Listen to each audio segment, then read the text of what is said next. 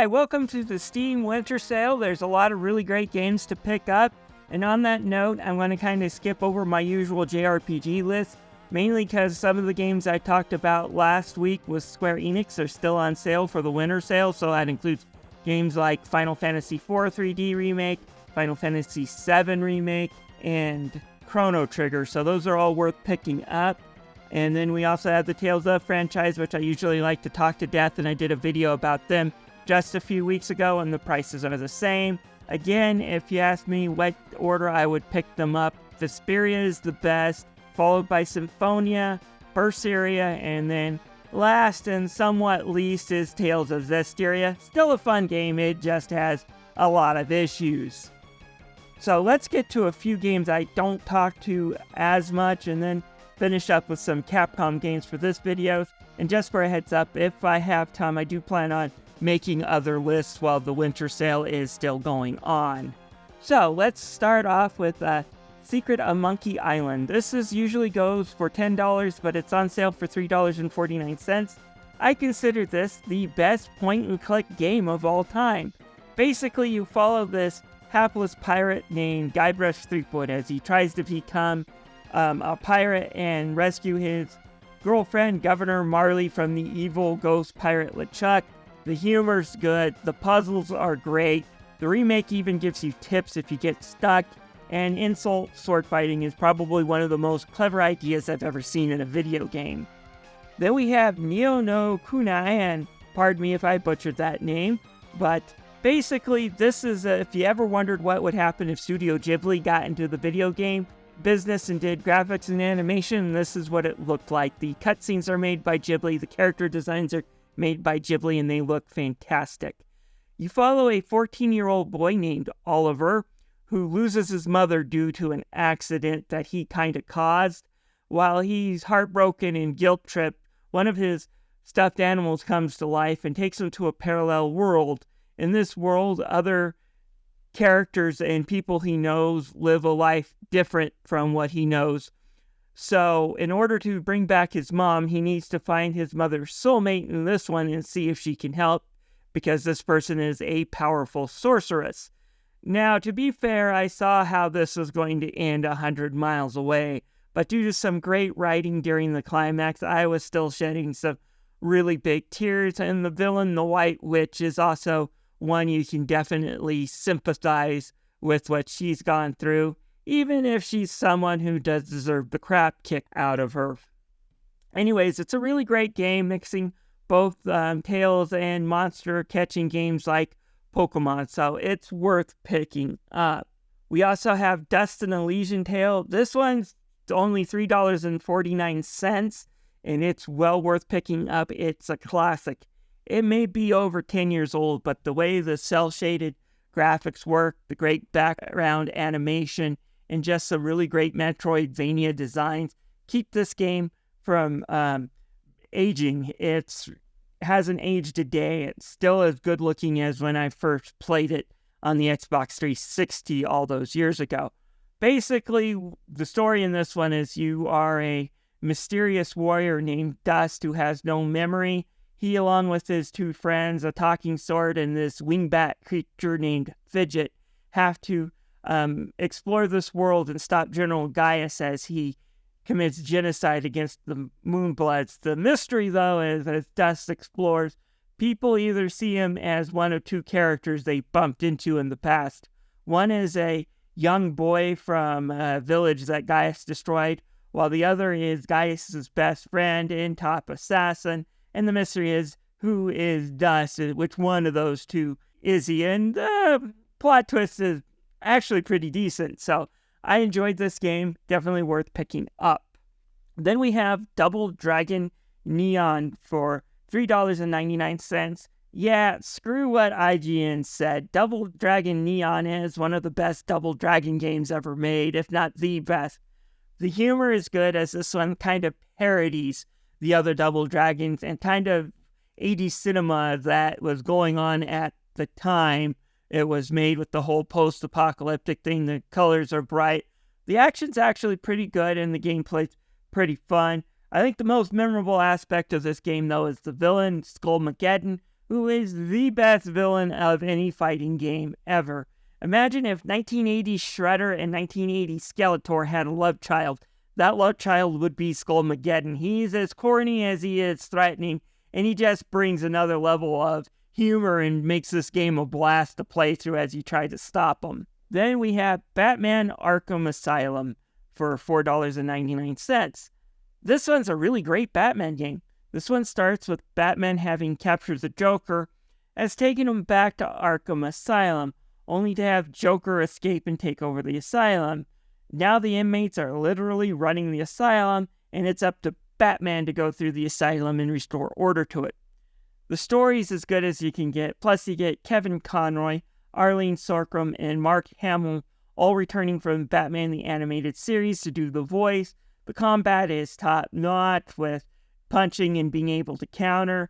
The only time this game got a little bit on the frustrating side is you do have some stealth sequences that are a bit frustrating to get through. But other than that, it's an almost perfect game. Well worth picking up. Alright, let's go on to some Capcom games I usually talk about just to round things up. First, we have the Mega Man Battle Network Legacy Collection for $29.99. This is half off, and the best price I've seen on it so far being discounted.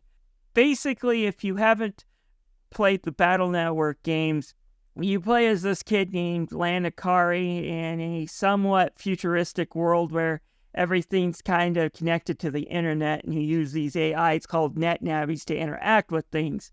As Lan, you'll be exploring the real world, talking to people, getting items, etc.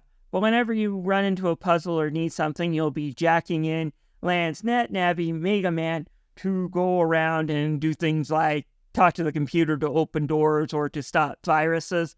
And while you stop the viruses, you'll be collecting battle chips to build a deck to power Mega Man up. It's really fun. There's always one or two things in the game that shows it hasn't aged well, and there's things that this collection, I think, should have added that they didn't, that just makes the games a bit more frustrating than they need to be. But I'll recommend it for $30 because you'll get 5 really great Game Boy Advance Mega Man Battle Network games, plus you'll get Mega Man Battle Network 4. Then we have Mega Man X Legacy Collection for $7.99. I always like to talk about this one because Mega Man X is one of my favorite video games of all time and one of my most played. It's got some really great platforming, really great action scenes. The armor power-ups make it a blast. Having collect these heart containers and the weapons you get from the bosses all are a great upgrade from the original Mega Man. You also get Mega Man X4. Take everything I said about the original Mega Man X, throw in a lot of anime, and also throw in a playable Zero, and this game's also a blast. X2 does not rank as high for me as Mega Man X and X4, but it's still a fun game to play. I do enjoy these X Hunters. The stage design is also really good.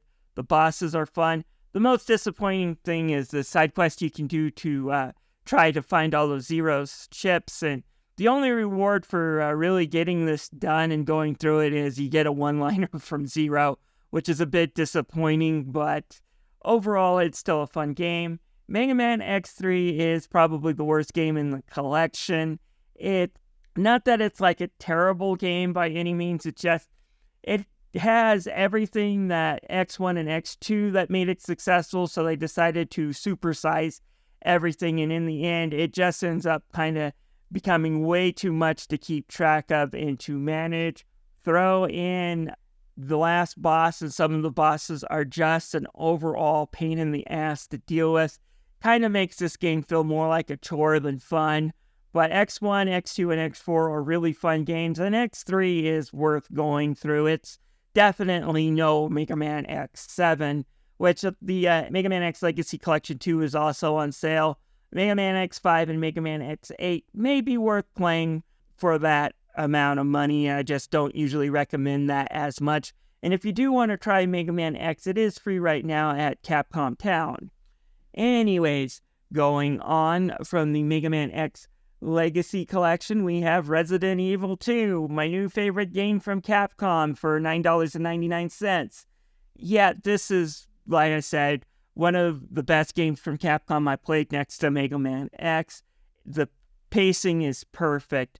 The gameplay is really fun. It knows how to be a good horror game. You want it to be intense. You want the player to feel on edge, but you don't want them to feel overall threatened or intimidated. And this game, with its music, its graphics, its everything, does it so well. Throw in characters like Mr. X that just stomp around, and you're going to have a great time. It may be worth a few extra dollars to get some of the DLC that includes the additional soundtrack, but overall, Resident Evil 2 is a great time. And then finally, I do have to bring up Epic Game Sales.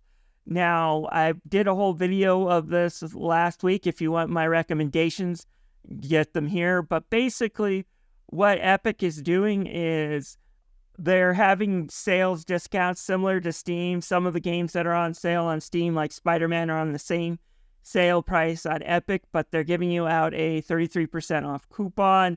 So you'll get 33% off the sales price. And this is a great time to pick up Kingdom Hearts. Kingdom Hearts 1.5 plus 2.5 especially, because I think you can get those around $15 to $16.